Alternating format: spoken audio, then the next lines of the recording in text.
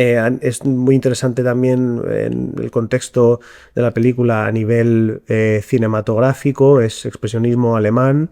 Tenemos, bueno, aparte de la película en sí, independientemente de que sea expresionismo alemán, eh, es en sí una muestra de recursos cinematográficos increíble. Es una película que en lo que vamos a encontrar mil tipos de usos de la cámara, de montajes.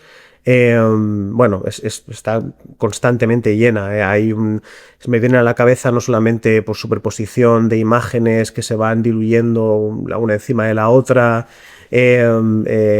momentos, planos en los cuales se realza mucho más a nivel rígido la arquitectura de los espacios, momentos de secuencias caóticas, llenas de personajes. Si mal no recuerdo, si no la película más cara de la historia cuando se estrenó, pues una de las más caras, y el rodaje también fue una absoluta locura a nivel de personajes secundarios, de figurantes, es decir, una cantidad de gente involucrada en el proyecto brutal. Y no llega a los extremos del Mago de Oz, que si no lo sabéis, informaros, porque el rodaje del Mago de Oz es una chaladura. Estamos hablando de un rodaje en el que murió gente a raíz de cómo se rodó la película, es perturbador. No llegó a ese nivel, pero también es una película que precisamente por lo ambiciosa y exigente que era, por lo cuadriculado que era Fritz Lang con el proyecto, hubo incluso en ciertas escenas, como al final cuando está esta quema de brujas con María, la actriz sufrió quemaduras, no me acuerdo si era la misma actriz, pero que estaba dentro del robot, sufrió también cortes y dolencias por llevar el traje. En la escena de la inundación, ahí también, no me acuerdo exactamente cuál fue, digamos, pero claro, estamos usando niños de verdad, evidentemente, y la inundación es real. Si mal no recuerdo, llevó como unos 14 días llevar a cabo el rodaje de esa escena, porque fue un absoluto caos, ¿no? Y la gente se mojaba de verdad, en fin, una película a todos rasgos súper grande, grande en influencia, grande en escala, grande a la hora de realizarse, grande a nivel cinematográfico, por lo que he comentado, todos los recursos que utiliza, que ahora iremos comentando poco a poco, pero es una verdadera, es un tótem, o sea, es un pilar, es una película Las maquetas fundamental. que utilizan. Sí, sí, también. Todo el tema de las maquetas, miniaturas, ilustraciones que se utilizan para representar ciertos espacios,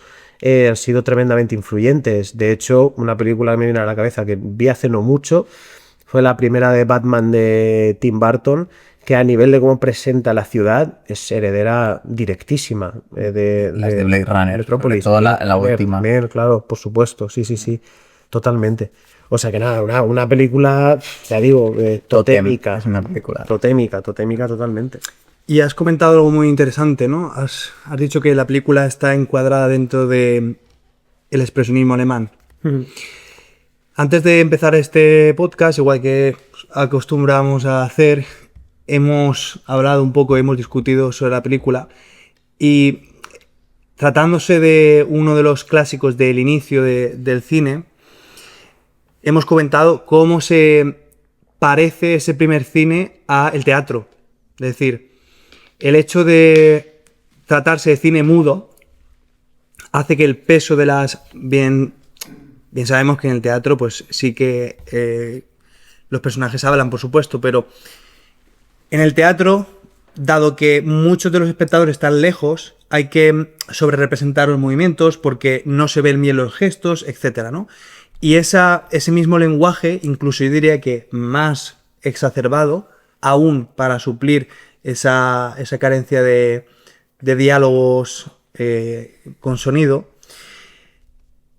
pues da este resultado, ¿no? Da este resultado que es, como digo, más cercano en términos dramáticos al teatro. Dani comentó también incluso a la ópera, ¿no? En muchos aspectos, que al cine, ¿no? Y que al mismo tiempo casa muy bien con el contenido de la película, que quiere ser en todo momento metafórica. Es decir, la sobrerepresentación, si tratásemos con realismo los gestos y tratásemos con realismo la actuación, quedaría mal, ¿no? Pero tratándose de arquetipizar, ¿no? Y de trasladar la emoción, ¿no? El horror, el asombro, dentro de estas narrativas tan enraizadas en patrones repetidos a lo largo de siglos y de milenios, ¿no?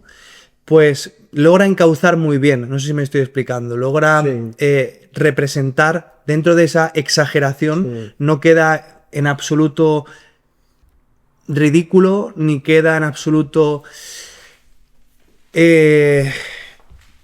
sería una estética que hoy nos chocaría muchísimo, con la que no seríamos compatibles, pero que analizando casi como si fuéramos arqueólogos, porque como decía antes, ya no queda nadie de los que grabaron esta película, ¿no? Pues tiene la capacidad de transmitir perfectamente lo que quiere, ¿no? Sí, sí, sí. A ver, esto abre un poco el melón de una segunda parte dentro de la conversación, y es hay que ser conscientes de la pérdida de la cultura y la tradición del lenguaje simbólico que se ha dado en Occidente, sobre todo, porque en otras culturas la brújula y el signo del tiempo es distinto, pero en Occidente la pérdida del valor simbólico de la vida. Es decir, por generalizar, se nos mete en la cabeza con frecuencia que antes la gente era analfabeta como si fuera estúpida, ¿no? Como si fuera retrasada, como si no entendiera el mundo que le rodea de ningún tipo de forma, y obviamente no es así. Porque Occidente, hasta que llegó la educación democrática obligatoria, ya era la primera potencia del mundo muchos siglos antes, ¿no? O sea, el conjunto de países occidentales. Entonces, eso no se logra con un montón de gente completamente que se le está cayendo la baba prácticamente porque no sabe leer y escribir. Al margen de que supiera leer y escribir poca gente, la riqueza simbólica, la forma de comprender el mundo y las otras formas de educación que se daban mediante esta tradición simbólica, 90% o 80% vinculada, te diré 100% vinculada a la religión, pero la religión y el folclore que van de la mano en ese sentido. Todo eso se ha perdido. Y cuando ves una peli que tiene un siglo y la estás viendo en un formato digital, vídeo, tal, que te recuerda a algo contemporáneo, en mi opinión se produce una especie de catarsis, ¿no? Cuando te choca. Sí. Y dices, ¿qué es esto? ¿Esto es una película o es otra cosa? Porque hace un poco de puente, porque no es tan antiguo como para no entenderlo, quiero decir. Uno no puede entender, porque no puede, por la distancia que hay, el lenguaje de una catedral.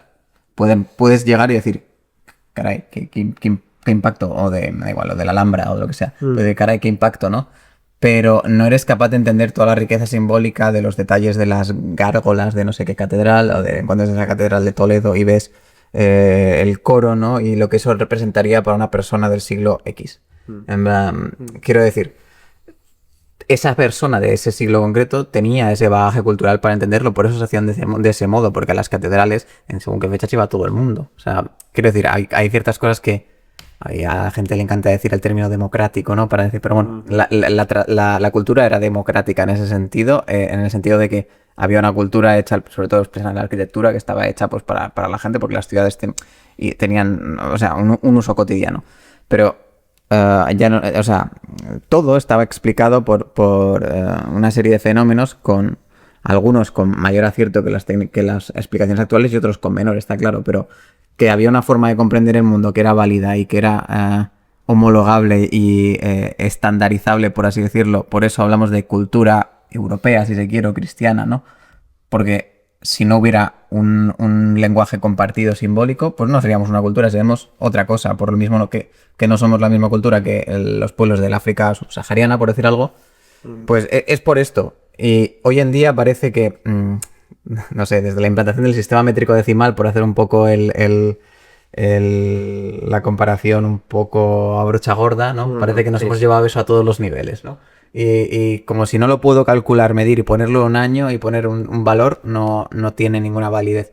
Y toda esta gente del pasado veía un mural o veía un nacimiento o veía, yo qué sé, cualquier fenómeno meteorológico. Es que no tiene por qué ser algo del arte, sino y lo explicaba con unos fenómenos y lo vinculaba a otros y tenía una coherencia en un sentido que tenían valor. Algunas cosas puede que estuvieran mal.